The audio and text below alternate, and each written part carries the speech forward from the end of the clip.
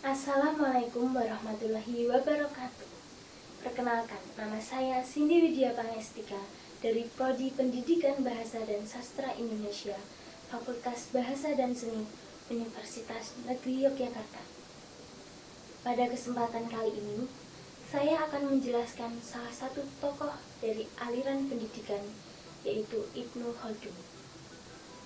Ibnu Khaldun memiliki nama lengkap Abu Zaid Abdurrahman bin Khaldun Walinuddin At-Tunisi Al-Hadrami.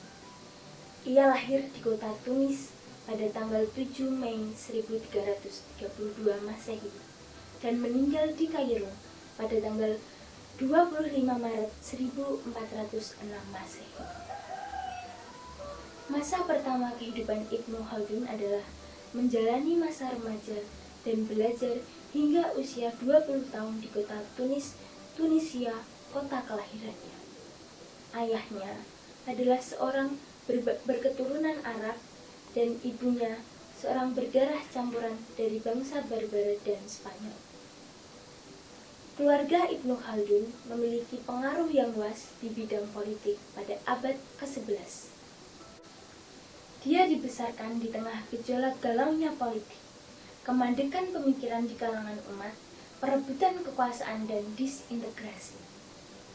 Setelah mengalami masa politik yang panjang, dia mencurahkan isi hatinya, mencurahkan segala pemikirannya dengan membuat suatu karya kitab yang sekarang disebut dengan Muqaddimah Ibnu Khaldun, sebuah karya monumental yang hingga sekarang menjadi rujukan para pakar.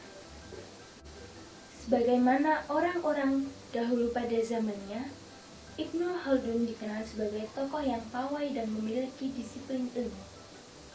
Ia tidak hanya dikenal sebagai ahli sejarah dan sosiologi, namun dikenal sebagai ahli sastra, ahli pedagogi, ilmu-ilmu hadis, dan fikih.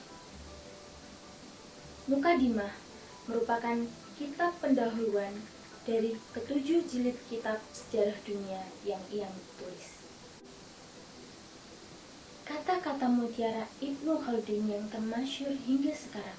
Yang pertama, pendidikan melahirkan orang berilmu, tetapi agama melahirkan orang berakhlak.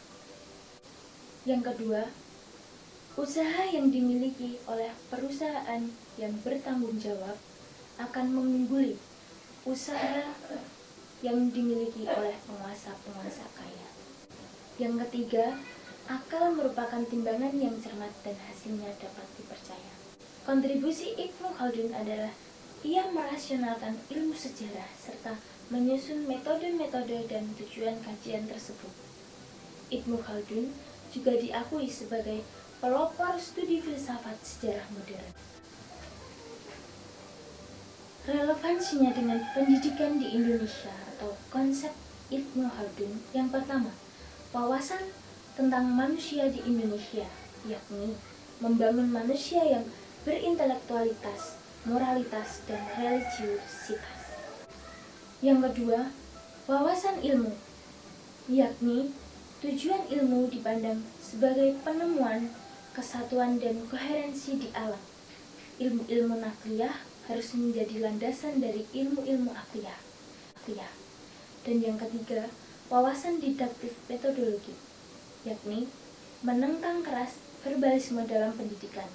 Alternatif yang dilakukan adalah dengan student-centered learning. Demikianlah penjelasan saya mengenai salah satu tokoh dari aliran pendidikan, yakni Ibnu Khaldun. Kurang lebihnya mohon maaf.